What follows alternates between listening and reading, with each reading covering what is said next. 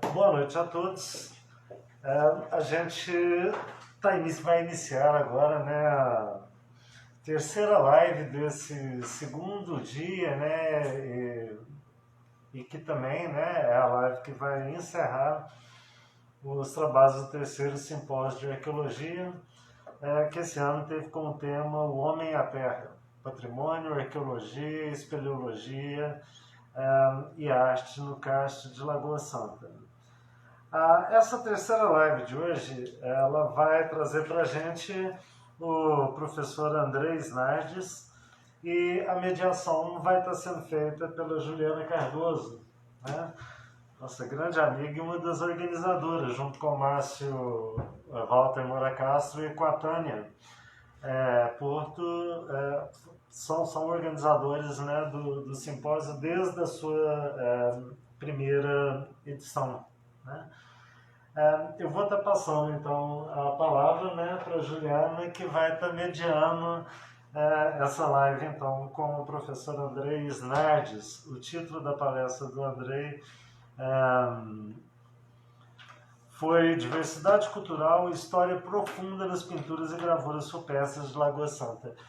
Eu só queria reiterar, antes da Juliana, né, começar a mandar bala aqui na live, né, que todas as palestras elas estão disponibilizadas no YouTube da Prefeitura Municipal de Lagoa Santa e que elas vão estar lá por mais um tempo. Então, quem não teve a oportunidade de ver as palestras, né, elas foram gravadas. O formato que a gente considerou o melhor nesse momento foi...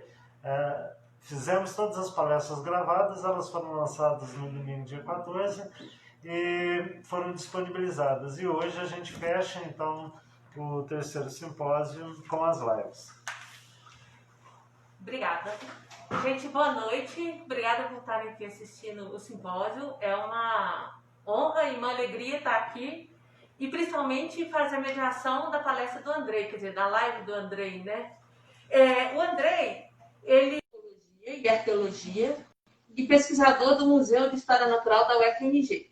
Ele é doutor em arqueologia pela USP e trabalha há muitos anos com grafistas rupestres de diferentes regiões de Minas Gerais.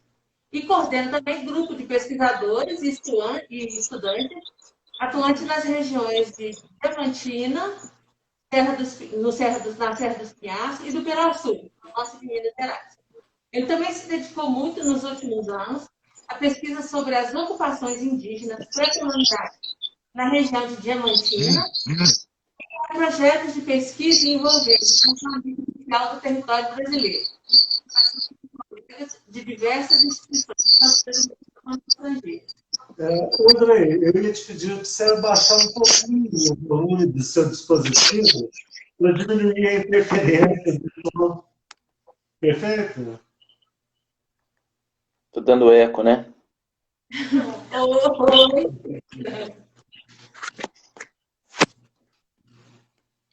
Deixa eu abaixar aqui mais.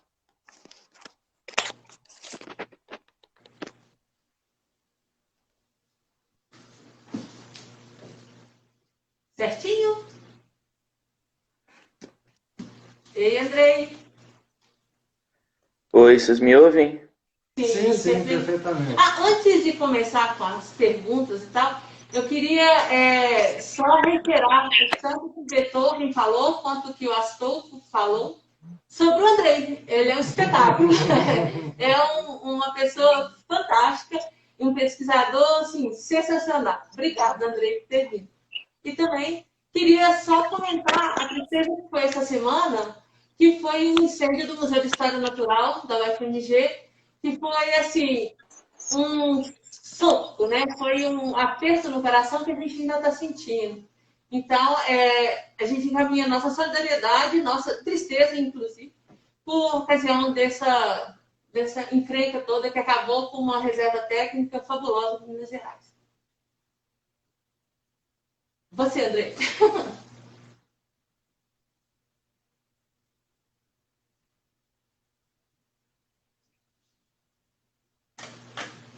Bem, outro probleminha, nós vamos conversar com o André sobre as pinturas rupestres. Então, qualquer dúvida, qualquer comentário que vocês quiserem, coloca aí embaixo nesse campo de comentar, que a gente vai tentar passar para ele e para ele responder a todas. E também, se vocês puderem, né, clicar no coraçãozinho e curtir a nossa live, o nosso simpósio, isso é muito bacana. Andrei?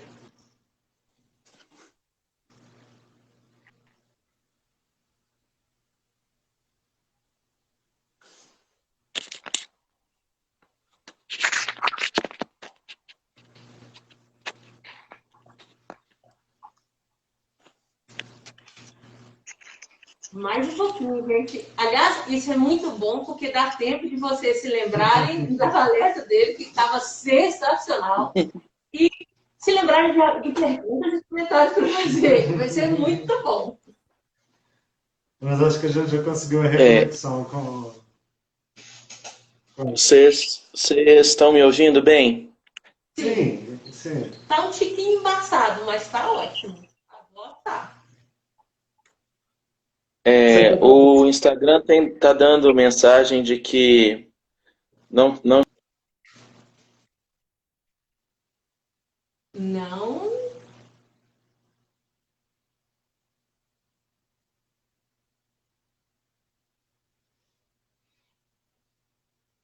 Tá bom, eu acho que o segundo dia é o dia dos Então, o pequenos dia caprichado, problemas, né?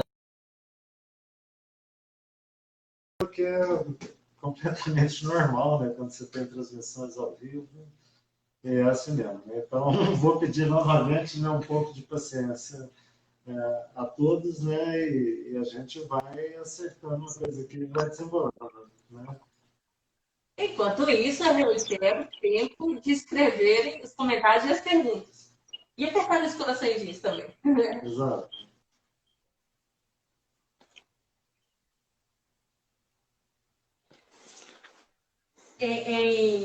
Cleiton, enquanto a gente resolve esse problema, vamos falar de novo de como que foi a semana, né? De quais foram os vídeos das palestras que foram publicados no domingo, estão disponíveis no YouTube. Para acessá-los, clicar nos links que estão no site da Prefeitura de Lagoa Santa. Aí, como é que foram as nossas palestras e lives, o Cleiton?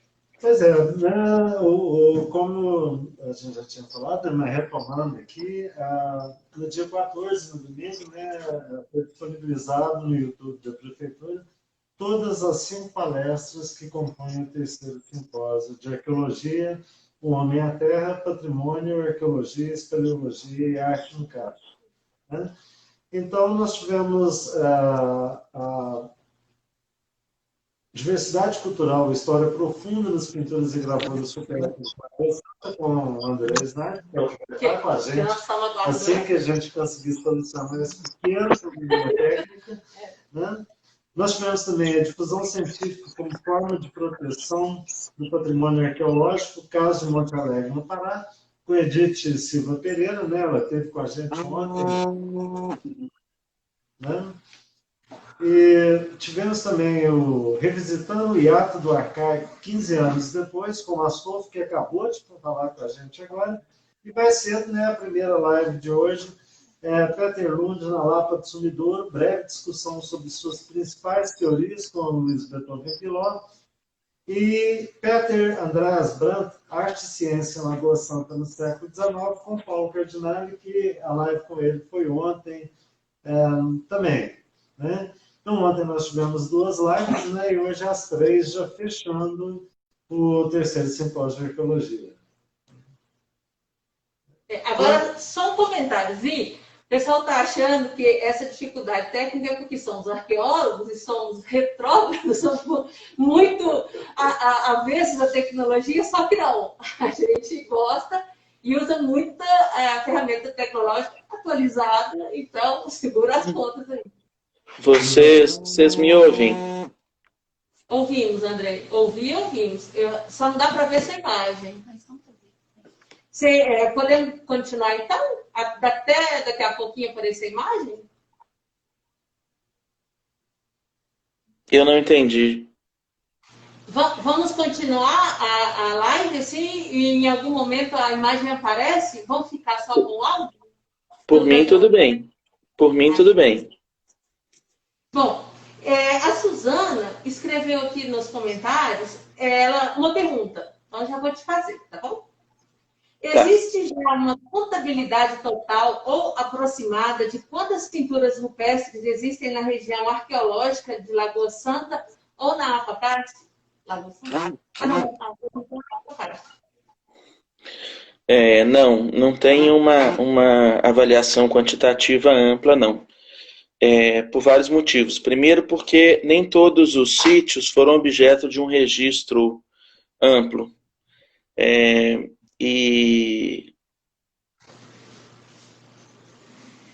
Em segundo lugar, porque parte dos trabalhos foram feitos de uma forma um tanto descontinuada. Então, houve levantamentos, depois as pesquisas não continuaram, então ninguém ainda fez esse esforço de fazer uma avaliação quantitativa do quanto que a gente já conhece. E a gente sabe de muitos sítios que já estão mapeados, registrados, que nunca foram objeto de um levantamento sistemático das pinturas. Mas para chutar, assim, bem de longe, de trás do meio de campo, tem dezenas de milhares de figuras, eu suponho. São milhares de figuras, com certeza. E são milhares de figuras e de tamanhos, formas, cores, tudo bem variadinho, né? Variados. A região tem alguns sítios com muitas figuras, né? Nem todos eles, alguns têm um número reduzido, mas tem vários sítios com muitas figuras, então a quantidade de grafismos, pinturas de gravuras é realmente bem grande.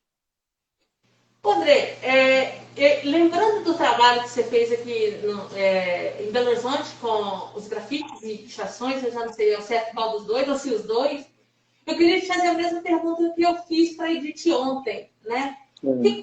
Qual é a sua visão, agora já sabe, qual é a sua visão sobre as pichações e grafites, né? Nas áreas que se sobrepõem aos sítios arqueológicos? Você acha que elas são manifestações humanas contemporâneas e que devem ser, vamos dizer assim, preservadas? Ou elas devem ser, entre aspas, limpas, né, no momento de uma pesquisa mais detalhada ou de um resgate? O que você acha? Essa é uma pergunta muito boa, né? Porque ela coloca em questão várias coisas importantes. A ideia de patrimônio, a ideia de preservação e, sobretudo, uma discussão do que é relevante e do que não é relevante, né? Eu vou responder com muito gosto, mas eu queria antes fazer uma coisa que eu não fiz com esse nó tecnológico adorável que nos amarrou aqui agora. Eu não consegui ouvir direito o que vocês disseram no começo, mas eu vi que Juliana fez referência ao Museu de História Natural e o que o museu viveu, o que a gente está vivendo agora, mas eu queria falar disso rapidamente, mas eu queria antes agradecer.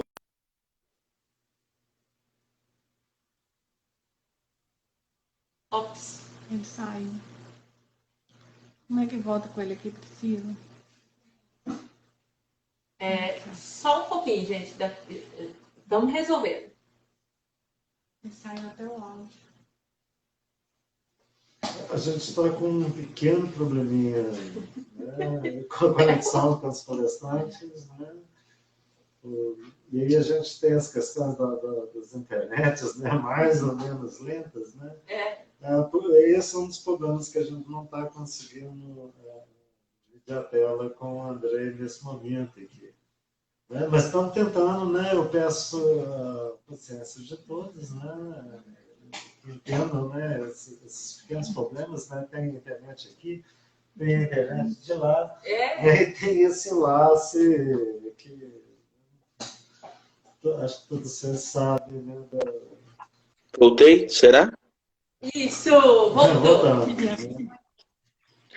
Olha, eu acho que daqui a uns 15 ou 20 anos essas coisas vão funcionar bem, né? Eu estava pensando. Ou daqui a uns 35, talvez. Isso. Mas eu queria, né, falando que é um prazer estar aqui no mesmo dia que Beethoven e Astolfo, né? Mas do museu, eu queria compartilhar com vocês a Juliana fez referência a isso, essa situação terrível pela qual a gente está passando no museu. A gente teve um impacto muito grande sobre as coleções, sobre a reserva técnica. A gente não perdeu tudo, né? Essa é uma das reservas técnicas e a gente está trabalhando muito intensamente para tentar recuperar o máximo de coisas nessa reserva que foi afetada. Essa é uma perda assim, que abala muito a gente, né? Faz a gente repensar muitas coisas e dá uma tristeza dupla, tripla, sei lá, de pensar que a gente, há 2 anos atrás, viveu aquela experiência terrível com o Museu Nacional e que a gente continua tendo as mesmas dificuldades e que a gente passou por uma experiência não da mesma magnitude do museu, mas uma experiência terrível aqui sobre acervos que tem também uma relevância nacional, continental, um potencial maravilhoso e que estão tão entrelaçados aí na vida da gente, né? Isso tem a ver com os problemas estruturais desse país de escolha do que é prioridade, né, da falta de investimento nas universidades. O nosso museu lá, assim como o Museu Nacional, é um museu universitário e as universidades foram objeto de cortes muito dramáticos de recursos nesses últimos anos. Essas coisas não estão acontecendo por acaso, né? Essas coisas estão acontecendo porque o país está passando por anos de um descaso muito radical com a educação. E é preciso refletir sobre isso na hora que a gente se depara com uma situação dessa. Vocês estão me ouvindo bem? Sim, sim. Não, Diga. Bom, então, queria fazer mais uma pergunta. Quer dizer, tem algumas perguntinhas aqui para você. Na palestra, mas e a outra? Você mencionou os métodos de datação, tanto absoluta quanto relativa. E mencionou a possibilidade de datar de forma relativa as figuras, né, ou as gravuras, por meio de análise da camada, né, onde se encontrou a última figura, a figura mais baixa.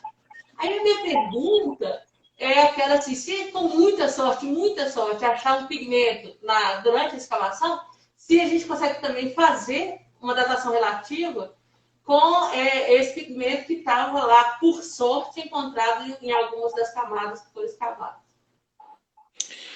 Beleza. Então deixa eu tentar responder a outra pergunta e aí eu chego nessa. Sobre as outras construções gráficas aí feitas nos sítios arqueológicos, como esse próprio jeito que eu comecei falando sugere, eu não os encaro como vandalismo, né? Que é a maneira como muitas pessoas encaram.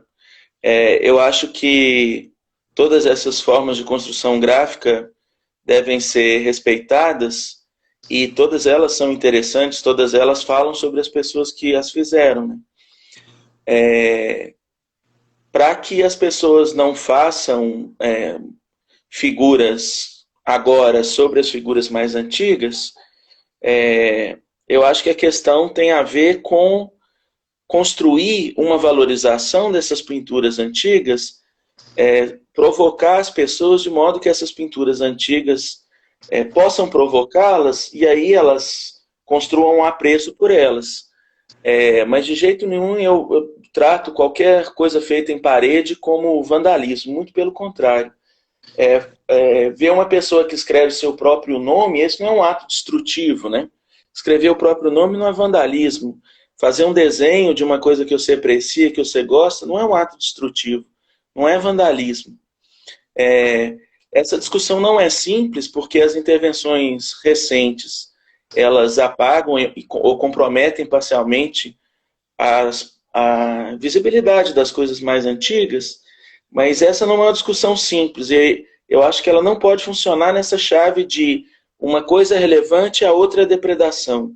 Eu acho que a gente precisa levar a sério tudo que as pessoas fazem nas paredes, sejam pichações em grutas, sejam as urbanas, e a partir daí construir essa discussão, mas ela não deve ter essa chave do sim ou não, né, da radicalidade e da oposição entre as duas coisas. Eu acho que ela não ajuda a gente. Quanto a essa possibilidade que Juliana levantou de datar as pinturas a partir de pigmentos que a gente encontrasse nas escavações, o que a gente tem visto ao longo da escavação de vários sítios em Minas Gerais, pensar em Minas Gerais especificamente, é que pigmentos, coisas que parecem ser tinta, que caíram no chão dos abrigos, quando esse chão é arenoso, ele é de terra, que caíram no sedimento do abrigo, a gente vê isso em muitos sítios. Várias escavações encontraram coisas desse tipo. E onde elas aparecem, o que parecem ser tintas que caíram no chão, algumas vezes está claro para nós que elas foram tintas colocadas no chão.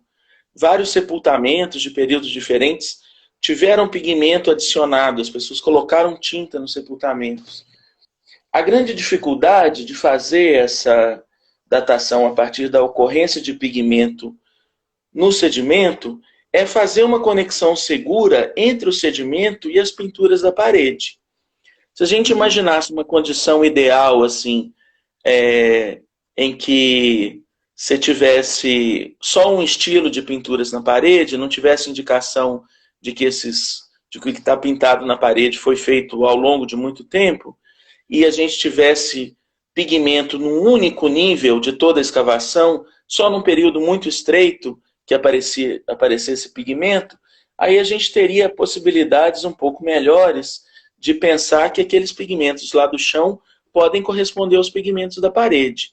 Mas mesmo assim, a gente tem elementos que a gente conhece arqueologicamente que contradizem um pouco isso, porque alguns sítios que são muito pintados não têm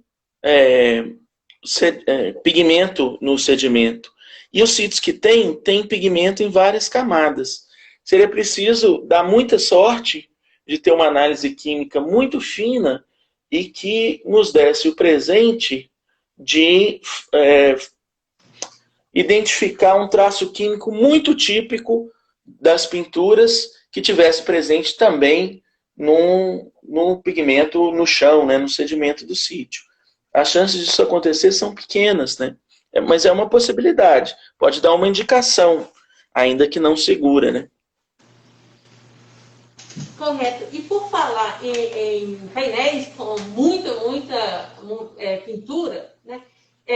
Enquanto assistia a sua palestra, eu estava me lembrando lá de desenhos, da Lapa dos Desenhos, aquele painel imenso, né? Sim. Aí é o seguinte, ele foi todo calcado, foi todo registrado, não foi? Eu me lembro da década de 90 vocês fazendo, não tinha isso? Sim, foi. Pois é, a pergunta agora que vem a pergunta, né? A partir daquele cálculo, daqueles registros que foram feitos, houve uma evolução da técnica ou dos procedimentos de registro nos painéis rupestres, de forma que esse registro ficou um pouquinho mais detalhado, né? Então, quer dizer, foram revisitados aqueles sítios que foram todos levantados, pelo menos quando eu comecei ali na década de 90, que seguiram para 2000, eles foram revisitados e foram registrados com novos equipamentos, né? Como os scanners, laser, essas coisas. Eu acho que tem duas dimensões aí, dois aspectos que se entrelaçam aí. De um lado, a gente tem a técnica de registro, e aí a gente copiou esses painéis da Lapa de Desenhos que você falou com uma técnica antiga, né, já praticada há várias décadas, que é colocar um plástico transparente sobre a parede e copiar as figuras com caneta sobre esse plástico. E nesses últimos anos, várias outras técnicas foram incorporadas. Fotografias de alta resolução, fotografias digitais, também o uso de scanner 3D, né, sobretudo para superfícies gravadas. Mas o que eu acho que é o ponto-chave é a questão do método. Do que se trata? O que o registro pretende registrar? O que as pessoas que registram estão procurando registrar? É possível usar um método digital bastante sofisticado e isso ser muito pouco produtivo. A gente teve uma experiência muito interessante. Nesses últimos anos, a gente tem combinado essa técnica antiga de cópia em plástico, que a gente chama de calque. A gente tem combinado a ela fotografias digitais de resolução alta, inclusive montagem 3D dos painéis. Algumas pessoas da equipe do setor investiram, aprenderam a fazer isso, fazem isso muito bem, inclusive incorporaram outras técnicas fotográficas muito interessantes, sobretudo para lidar com gravuras. Henrique Alcântara e o Rogério Tobias produziram registros muito interessantes usando essas técnicas. Henrique fez um estudo muito interessante de gravuras se valendo dessas técnicas. Mas o que eu acho que teve isso foi muito legal, né? Foi uma contribuição, um avanço importante, mas teve uma coisa muito interessante também que diz respeito ao método, que foi o seguinte: a gente começou a fazer esse registro no plástico com outras questões em mente. Do que eu estou falando especificamente? As cópias até um certo momento, as pinturas lá no Peruaçu, que era onde a equipe estava concentrada na época, depois a gente levou essas questões para a região diamantina, a gente estava trabalhando muito com as pessoas estavam registrando, sobretudo, a forma final das figuras. Então, elas traçavam o contorno final das figuras. A partir de um certo momento, a gente começou a se perguntar sobre como as figuras eram compostas. E isso exigiu de nós mudar o nosso modo de registrar no calque, na técnica antiga, mudar o nosso método de registrar com essa técnica. A gente mudou as perguntas que a gente estava fazendo e, em termos de registro, o que a gente passou a fazer? Ao invés de contornar a forma final das figuras, a gente passou a registrar traço a traço. Nossa. Cada traço que compõe as figuras. Isso dá muito mais trabalho, claro, mas isso nos permitiu entender, e essa que é a pergunta, como as figuras eram feitas, como é que elas eram graficamente construídas. E com isso a gente mudou muito o modo de perceber as figuras e de entendê-las também. Tanto no Peruaçu quanto em Diamantina, a gente percebeu que o modo de fazer era um elemento forte do estilo. Isso abriu outras possibilidades para a gente pensar o que era parecido e o que era diferente. O modo de fazer as figuras virou um tema importante para nós. Eu acho que refinar o registro pensando nisso também permitiu a gente refinar o registro das relações entre as figuras, que é um dos temas que ao qual a gente tem se dedicado nesses últimos anos. Então, dá para combinar técnicas que podem até parecer meio arcaicas, com técnicas muito sofisticadas, e fazer um registro muito construtivo ou um registro muito pouco construtivo. Eu acho que é, sobretudo, uma questão de método muito mais do que de técnica. E tem a história da análise também, né? Porque você coleta o dado de forma, vamos dizer assim, arcaica, do hiato do arcaico, né? Igual acabou de falar, tal, e de uma forma digitalizada, com esses equipamentos mais refinados, junto a ela, mas de pouco importa se a parte da análise, né, não está tão orientada para a obtenção do dado. Né? Exatamente. A gente faz esse registro ainda no plástico, a gente continua investindo nele por conta de estar interessado nesse detalhe, e essa técnica que parece meio arcaica, ela tem uma outra qualidade que é importante também. Ela nos obriga a ficar muitas horas no sítio observando as pinturas. Sim. Isso não só produz um registro de mais qualidade, porque a gente está muito tempo observando, como a gente volta do campo já com conhecimento mais intenso do sítio. Aí no momento que a gente vai processar essas cópias, a gente usa recursos digitais e tal.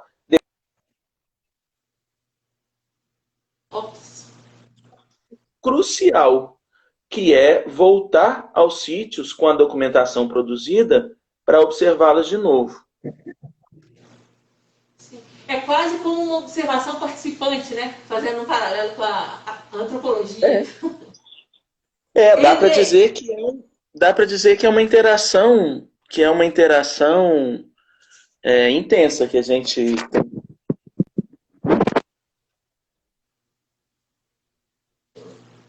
Imagino que ele deve terminar, que a gente estabelece pesquisador com a pintura.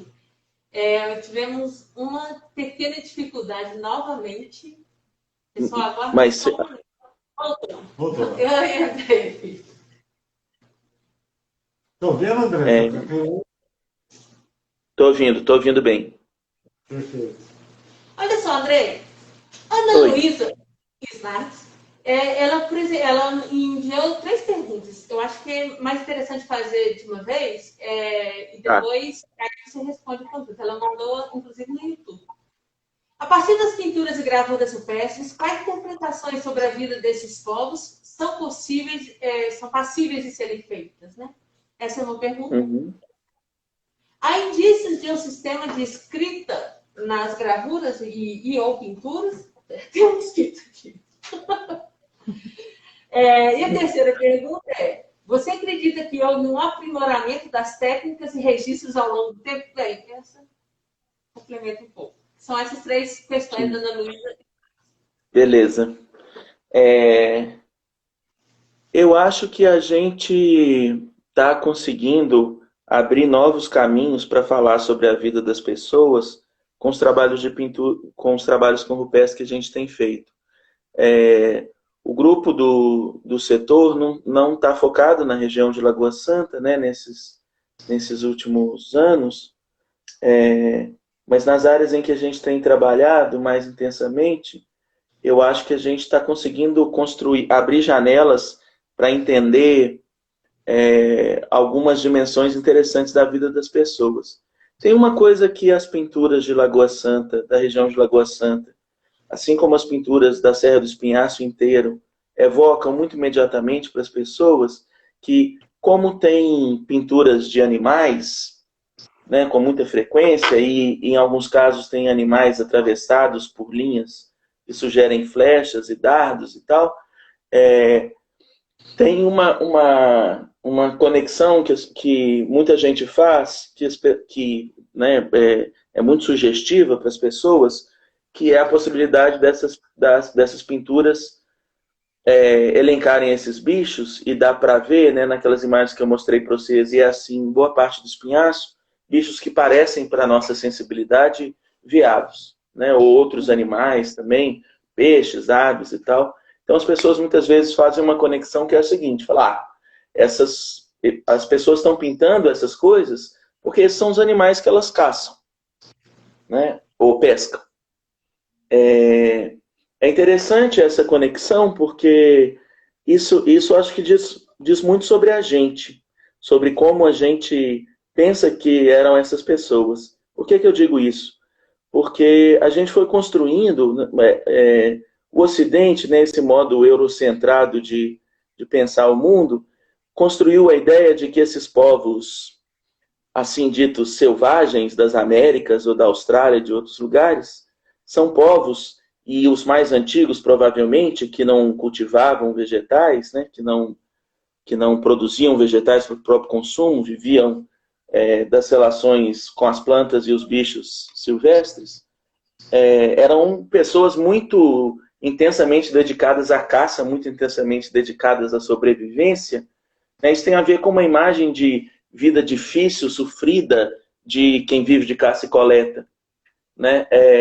Isso é a projeção por espelhamento, por inversão do olhar ocidental, né, de quem vive na cidade, falar, as pessoas não têm telefone celular, não conseguiam fazer live pelo Instagram, então certamente a vida delas devia ser dura e sofrida. Né? Mas se a gente inverter, brincar com o espelho, ou brincar com o reflexo invertido de novo para o lado de cá, imaginem o que as pessoas pensariam se elas usassem a mesma chave. Qual chave? Falar, as pessoas estavam pintando os animais que elas viam, né? Isso em si já é complicado de sustentar, porque tinha muitos outros animais e que não figuram muito nas pinturas, né? Mas imagine se a gente usasse a mesma lógica. E se a gente olhasse o tanto de desenhos de homens crucificados que tem nesse país, né, e a gente interpretasse isso como um sinal de que os brasileiros são crucificadores de pessoas. Né? Os brasileiros crucificam as pessoas, por isso está cheio de gente crucificada. A gente sabe que não é nada disso, que isso tem a ver com uma narrativa antiga, importante na nossa cultura, e a gente pode estar lidando com a mesma coisa quando a gente olha as pinturas. Né? As pessoas estão pintando aqueles bichos, porque aqueles bichos são importantes para elas, sejam lá por que motivos forem. Se é que aqueles eram para as pessoas que pintaram os mesmos bichos que parecem para a gente, porque nem isso a gente pode garantir. Né? Talvez seja tão inadequado falar que isso é um veado galheiro, quanto falar que Jesus Cristo na cruz é um homem seminu. Essa é uma possibilidade também. Agora, o que eu acho que a gente está... Diga, Júlio. Não, é uma brincadeira, continua.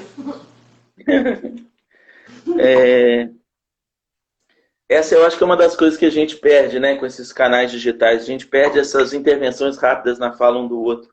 Isso é importante, né, para conversar.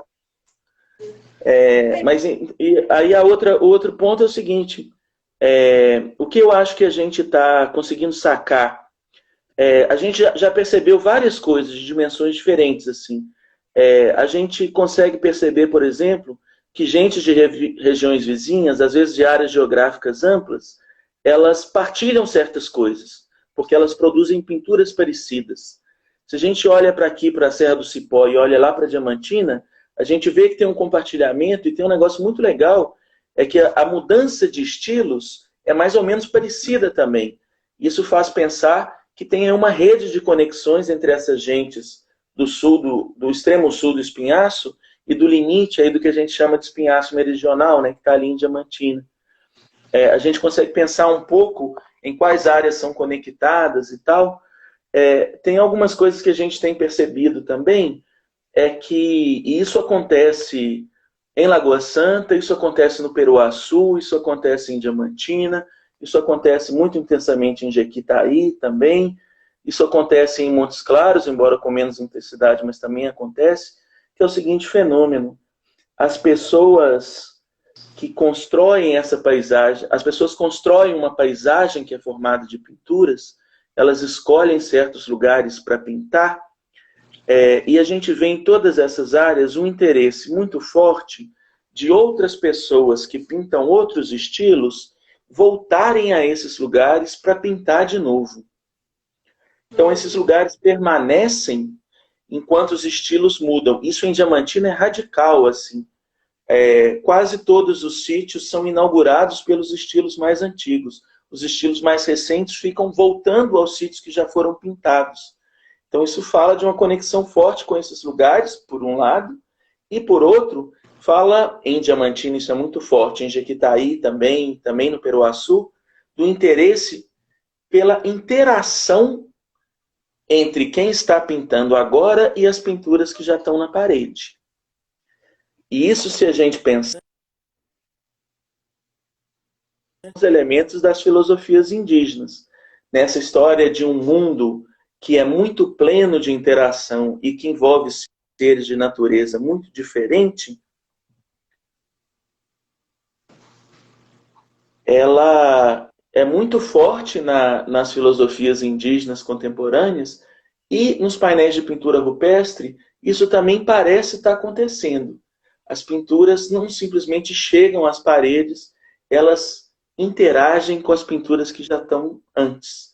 Eu acho que esses são alguns aspectos da vida das pessoas que a gente está conseguindo apreender. Eventualmente tem outras coisas, aliás, tem várias outras coisas, mas essas são algumas das que têm chamado mais atenção de uns tempos para cá. Pois então, André, por falar em chamar a atenção, o Magno Santos fez uma pergunta aqui. Chamou você de professor, Andrei. Existe na APA Lagoa Santa outras tradições de arte rupestre, além da Planalto?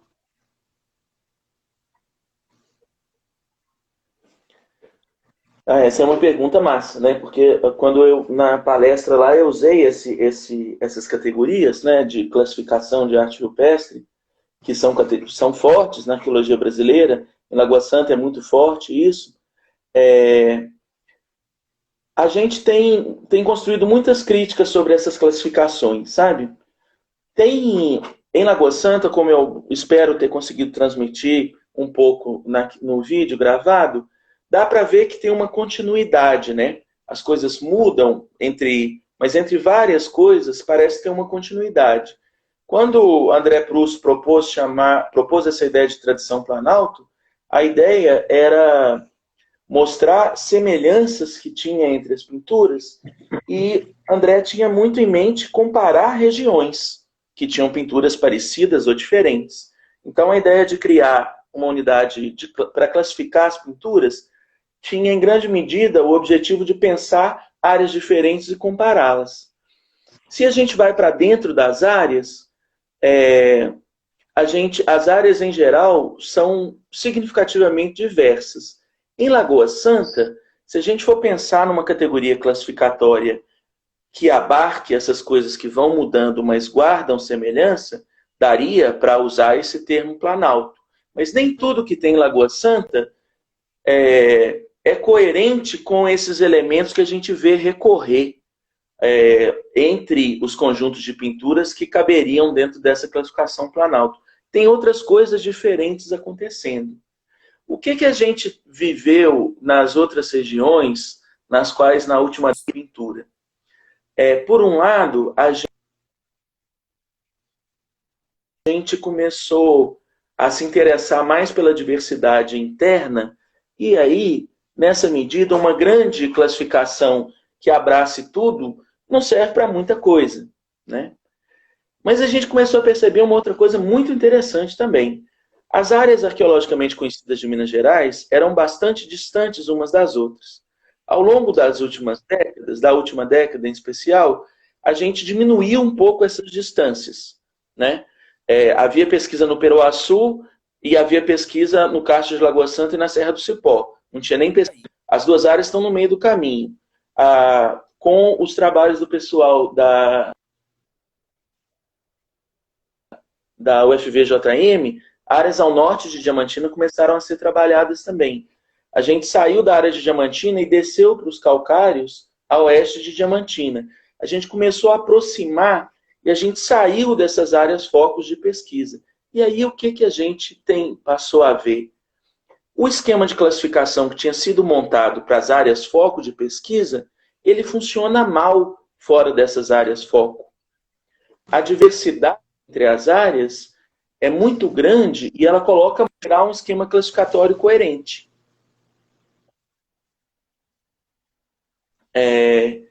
Parecem algumas coisas que tem em certas áreas, lembram muito o que se chamou de planalto em outras, mas junto delas tem coisas que não tem nada a ver com o repertório planalto.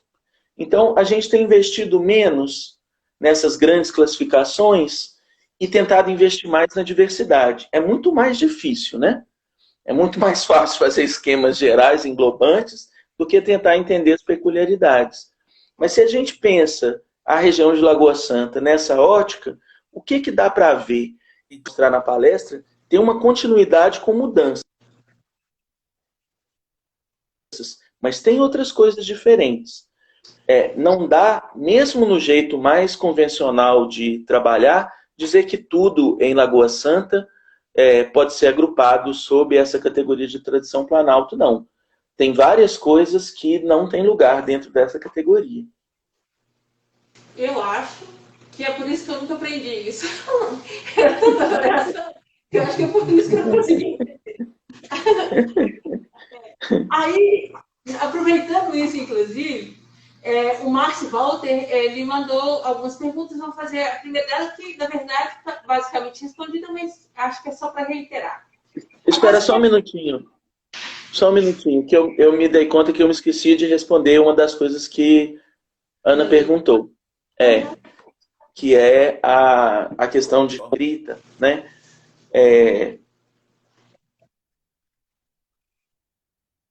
Com os elementos que a gente tem, me parece que não. Sabe? As coisas têm uma lógica, ou algumas lógicas que as estruturam. A gente consegue ver umas relações. Tem alguns elementos que a gente poderia pensar numa estruturação, talvez que a gente poderia chamar de sintática, assim. Tem algumas figuras que estão sempre associadas a outras, algumas figuras que estão sempre ou quase sempre em certos lugares na parede, tipo, tem sempre 2 peixinhos desviado muito grande, tem outras dentro sempre. Dá para pensar isso, mas eu não acho que isso tem uma estrutura de tipo escrita. As figuras parecem ser muito diversas para estarem integradas num código assim tão rígido. Pensando em Lagoa Santa, pensando em Diamantina, pensando no Peruaçu, o que as figuras parecem partilhar tem sim uma lógica de associação, de organização espacial das coisas, que eu acho que a gente, inclusive, precisa explorar muito mais esse esquema de associação de organização espacial.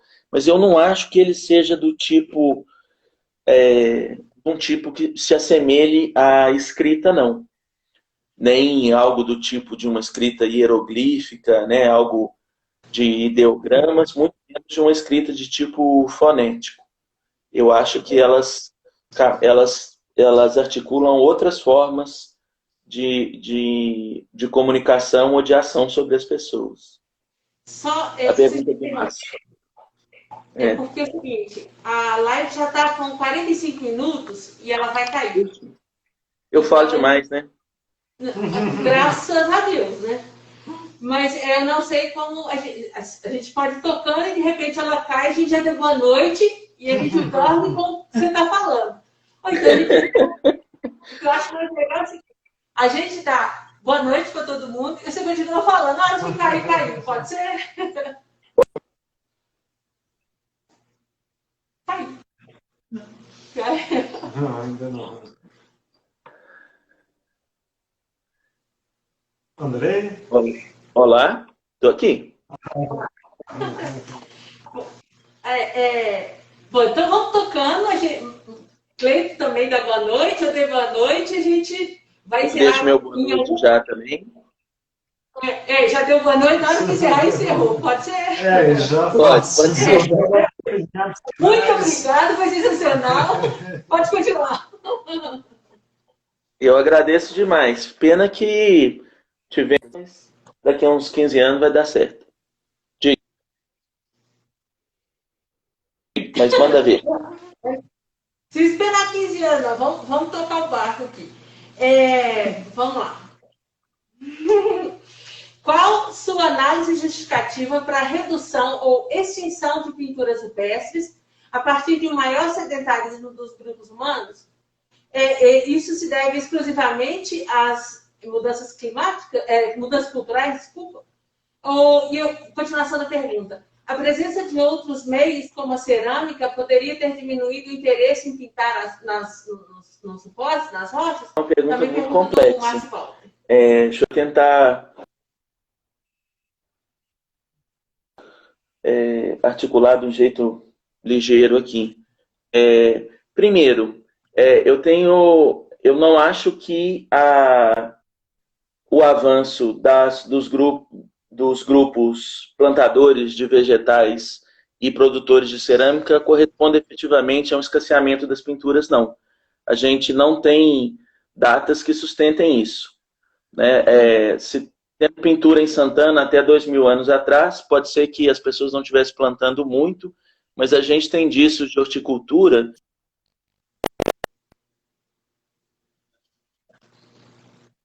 Outra coisa é que boa parte das figuras possivelmente é mais antiga do que uma adoção mais intensa dos vegetais cultivados, né? Agora, em algumas regiões, como no Peruaçu, por exemplo, tem muitos estilos de pinturas que podem ser bastante recentes. Em Lagoa Santa, algumas coisas também podem ser bem recentes. Pode ser que as pessoas estivessem pintando até os últimos séculos da invasão colonial. Não dá para descartar essa possibilidade. Eu mostrei no vídeo uma figura que parece um machado encabado, né? Aquela lâmina, se aquilo for um machado encabado, aquele tipo de lâmina de machado é uma lâmina de machado que aparece associada aos contextos que os arqueólogos brasileiros chamam de aratu, um contexto em que as pessoas estão produzindo cerâmica, estão plantando milho e mandioca, estão vivendo em grandes aldeias, em aldeias circulares grandes. Então pode ser que isso tenha durado mais. Em outras áreas pode ser que tenha acabado mais antigamente. Eu não vejo meios de defender uma conexão clara entre as duas coisas. As pinturas mostram uma estabilidade muito forte dos lugares, mesmo que as pessoas tenham uma mobilidade muito grande entre os lugares parecem falar de estabilidade, de um retorno a esses lugares. O que a gente não tem aqui no Sudeste é nenhuma semelhança entre pintura cerâmica e pintura rupestre, né? Por enquanto a gente não conseguiu enxergar isso. Nas áreas onde a gente conhece mais pinturas rupestres, não há cerâmica com decoração pintada forte. Então, é difícil conectar as duas coisas. Eu não vejo, a princípio, uma coerência de ocorrência entre elas. E não dá, portanto, para falar que o interesse passou para a cerâmica. Essa é uma possibilidade. Essa é uma possibilidade concreta. Mas no Peruaçu, não tem cerâmica pintada importante, né? Aqui no centro de Minas Gerais, também tem muito pouca cerâmica pintada, a pintura é simples. Mas, de fato, o que pode ter acontecido é que pessoas com interesses diferentes, interessadas em se relacionar com outros lugares do mundo, com outros seres do mundo, pararam de pintar esses lugares. Mas a gente efetivamente não sabe. Essas coisas podem ter sido pintadas enquanto houve população indígena vivendo naquelas regiões. Mas uma coisa é fato. Em algumas áreas do Brasil que há populações indígenas, as pessoas não estão mais fazendo pinturas. Porém, em outras áreas em que há gravuras ou pinturas, na Amazônia, sobretudo, com as gravuras, as populações indígenas contemporâneas têm uma conexão forte com esses lugares.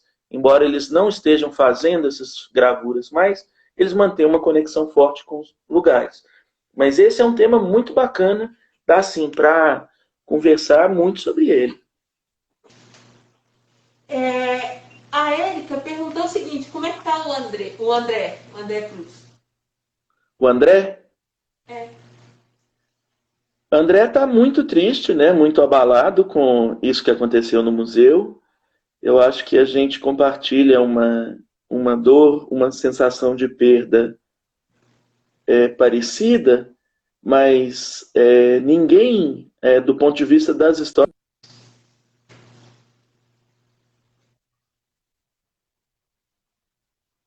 quanto o André, né?